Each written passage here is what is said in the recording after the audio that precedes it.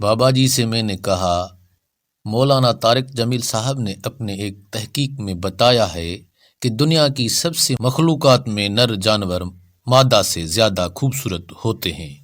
مثلاً شیر کو دیکھ لو یا مرغ کو، گھوڑے کو دیکھ لو یا مور کو، کٹے کو دیکھ لو یا بیل کو۔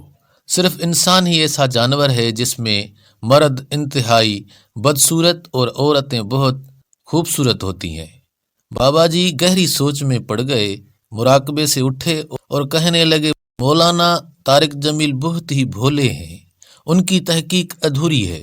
سب سے پہلے تو مولانا صاحب کو یہ بتاؤ کہ جنگلی جانوروں میں نر کبھی مزدوری نہیں کرتا، جاب کو نہیں جاتا، بل ادا نہیں کرتا، بجلی گیس پانی کی فکر نہیں کرتا، اسکول نہیں جاتا، اپنی فیمیل پارٹنر کو ڈنر اور شاپنگ نہیں کراتا، جنگل میں شیر کبھی شکار تک نہیں کرتا، شیرنی شکار کر کے لاتی ہے اور شیر مزے سے کھاتا ہے یا آرام کرتا ہے، کٹا دودھ نہیں دیتا، بس چارہ کھاتا ہے یا دودھ پیتا ہے اور موج کرتا ہے، مرغ صرف آذان دیتا ہے اور دھوپ میں اپنے پر خوبصورت کرتا ہے، مرغی انڈے بھی دیتی ہے اور انہیں سینچتی بھی ہے، مور صرف ناچتا ہے اور داد و تحسین وصول کرتا ہے۔